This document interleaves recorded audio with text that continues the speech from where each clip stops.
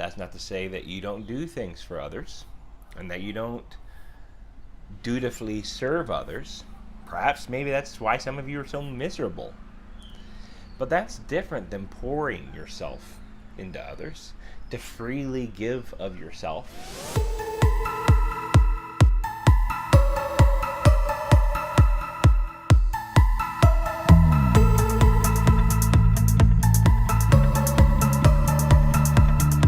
Hey everybody, it's Adam, and this is your daily dose of today for May 22nd.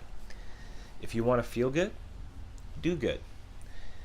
How many of you feel miserable, depressed, down, angry, complacent, indifferent? I would argue to say that probably most of you that feel that way don't spend a lot of time pouring into others. Now, that's not to say that you don't do things for others and that you don't dutifully serve others. Perhaps maybe that's why some of you are so miserable. But that's different than pouring yourself into others, to freely give of yourself to the benefit of somebody else without any sort of expectation of return. Kind of a definition of charity. But that's what I mean when I talk about pouring myself into others and pouring yourself into others. For instance, you might have a crotchety parent or somebody you look after that you go and do the things for them every day. They're not grateful for it, but you do it out of sense of duty or perhaps monetary exchange, like your job or something like that. And you probably don't feel like you're a better person for it.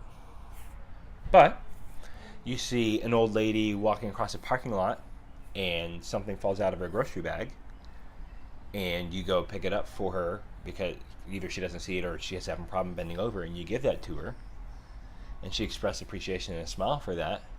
How does that make you feel? How does it make you feel just thinking about doing that? See what I mean? Even just thinking about those things brings a smile to your face, should make you feel warmer inside. Or if a child is distressed and crying because he can't find his mom or dad in the store, and you help that child get there, don't you instinctively want to help? Not out of anything you're going to get out of that child, not out of any appreciation of that child. The child might not appreciate it at all, right? And later on, obviously, it would, but it might not ever express any appreciation. But you do that because out of care or out of empathy and endearment to that child. And it's no different.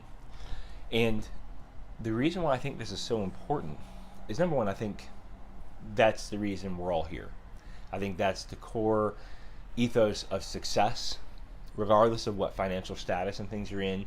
I view someone like Mother Teresa, Mahatma Gandhi, people like that, very successful people, because look at how they poured into others.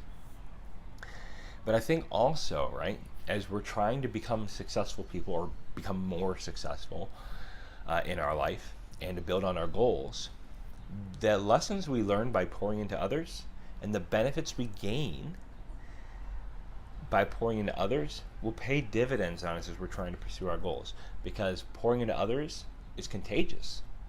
The whole pay it forward movement, right, is about someone paying for the meal for someone behind them, or a cup of coffee for someone behind them, and it goes on and on and on sometimes for a long time, and it keeps going forward. You brighten somebody's day, and it might not be right then and there, but maybe you do a good deed for somebody and they do something for somebody else, and it has this chain effect.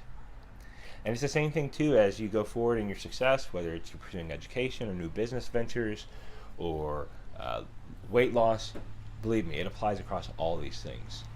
So, what are you going to do about it today? Right? Start where you are. There's certainly some small kindness that you can go and pay somebody out of the way with no expectation of return, just to do it, to pour a little bit of yourself into somebody else, that you might be a benefit to them, and see if that doesn't uplift your spirits. If you want to feel good, do good. This has been your daily dose of today.